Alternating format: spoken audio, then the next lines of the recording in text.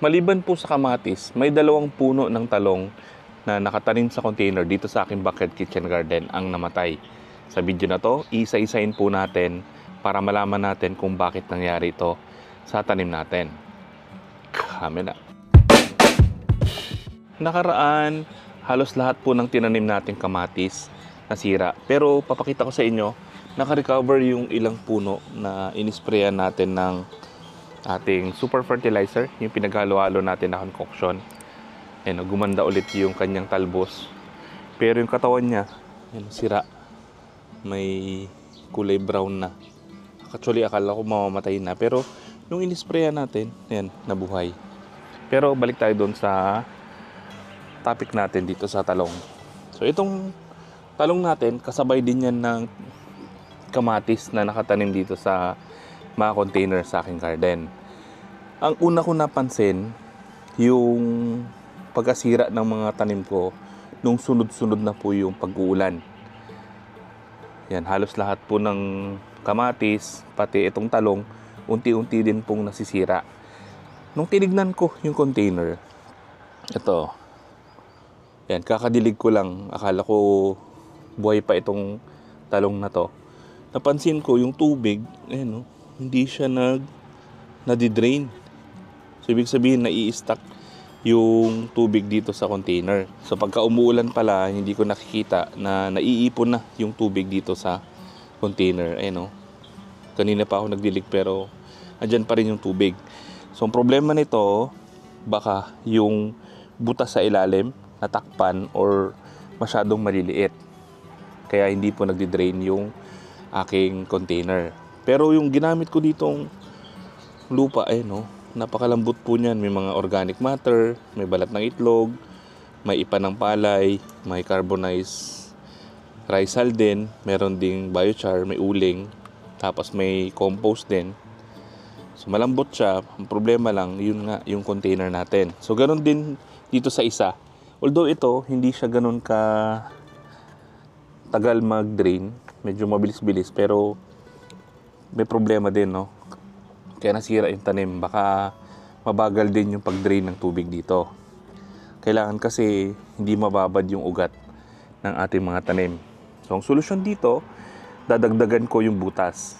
Pwedeng sa ilalim, dagdagan natin yung mga butas, or dito na lang sa gilid, yung pinakababa. So madaling paraan dyan kung ayaw nyo nang alisin yung tanim, kasi ito buhay pa to pero itong isang talong na to patay na. Babalatan ko siya. Ayan, patay na. So pwede kong tanggalin muna yung tanim, itong talong, tapos tanggalin ko yung lupa, bubutasan ko sa ilalim. Pero itong isa buhay pa, Ayan, kung babalatan natin siya, kulay green pa. So hindi ko aalisin itong talong kasi sayang. So pwede kong gawin dito para hindi ko na siya ilipat or alisin pa yung talong. Dito ko na siya bubutasan sa gilid. Yan, or pwede rin sa ilalim. Pwede ako magpainit ng bakal, pako, yung malaking pako. Yan, bubutasin ko dito paikot, tsaka sa ilalim, para mabilis mag-drain yung tubig. So hindi ko yan napansin nung mag-uulan. Kasi itong bucket na to, matagal na to Ang ginamit namin pang butas dito yung kutsilyo. Kaya medyo yung butas niya slit lang, parang hiwa lang. So maliit po yun, hindi siya nagdi-drain kaya naiipunan ng tubig. So yan yung nangyari dito sa mga tanim natin na nasa container.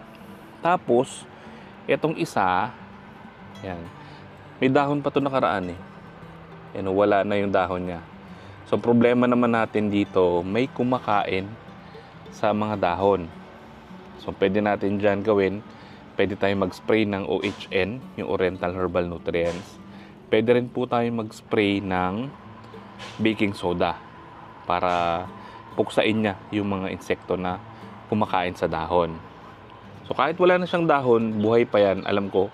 Kasi nakita ko yung, yung ilalim ng balat ay kulay green pa. Tapos may mga tumutubo na bagong sanga. May mga maliliit na dahon. So buhay pa itong talong na to. So pwede natin gawin sa kanya, sprayhan natin yung lupa para ma-disinfect. Kasi isang problema din ng mga talong, yung bacterial wilt, yung mga bad bacteria na naninirahan sa lupa. So pwede niya pong patayin yung talong overnight. Kunyari ngayon, healthy siya, malusog, maganda yung mga dahon, may mga bunga, tapos kinabukasan biglang malalanta. So ang problema po doon ay bacterial wilt. Maraming bad bacteria yung nandun sa lupa. So pwede natin gawin, mag-i-spray tayo ng good bacteria. Kung meron kayong mga effective microorganisms, yung EM1, EMAS, yung lactic acid bacteria serum, yung labs, yan, pwede natin siyang ipang-spray sa lupa. So pararamihin lang natin yung good bacteria para labanan niya yung mga bad bacteria. Ito po yung isang concoction ko. So i-spray ko lang sa kanya.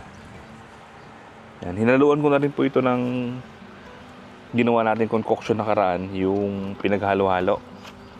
Tapos may microorganisms na rin to. Then tapos sinamahan ko na rin po ng Epsom salt. Yan, tinunaw ko na kanina. Tapos nilagay ko na dyan sa pang-spray natin.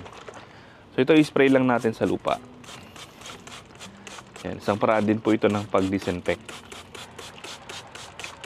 Yan, tapos sprayan na rin natin yung buong katawan ng talong. So dito naman sa isa, walang problema.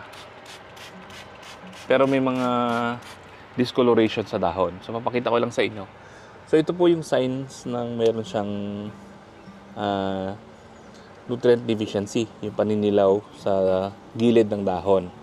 Tapos yung mga patsi-patsi na yan ay sakit po yan ng talong. So kailangan natin alisin itong mga dahon para hindi siya kumalat. Pruning lang natin. So far itong dalawa lang naman yung may sira. Yung kabuuan ng mga dahon maganda naman. Yung isang sakit po dito sa talong, yung tinatawag nating TMV, Tobacco Mosaic Virus. Yan, mabilis din po yan kumalat. Sinisira niya naman yung mga dahon. So, sprayan lang natin yung ilalim ng mga dahon sa taas. Yan.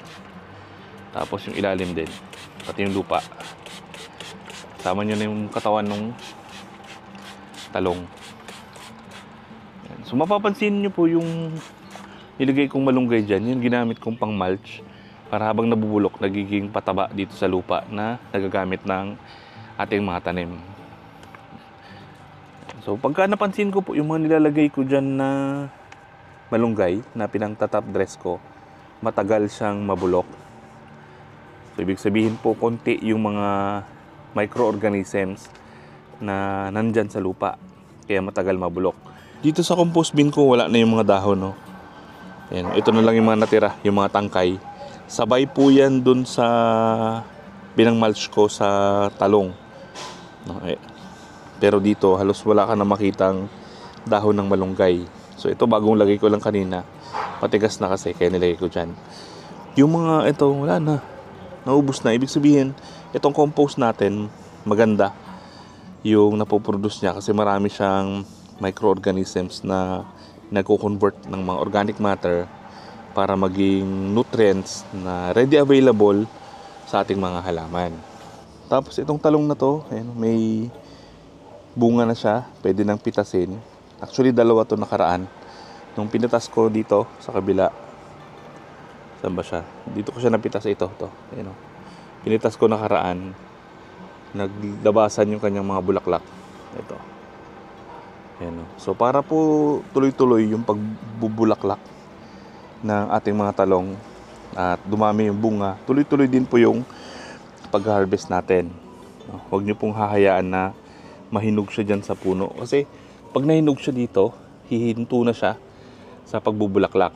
Kasi magko-concentrate na siya sa pag-produce ng mga matured seeds na magpapatuloy ng kanyang susunod na generation.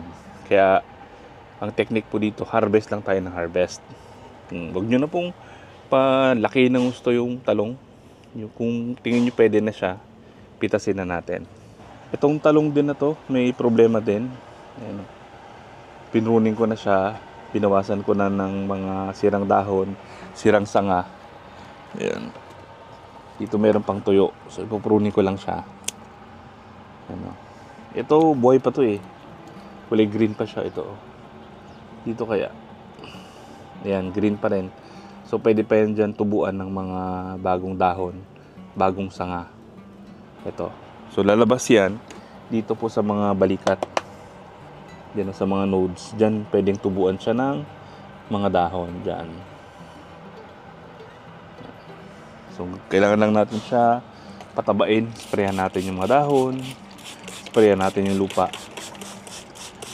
Para makarecover itong tanim nating talong.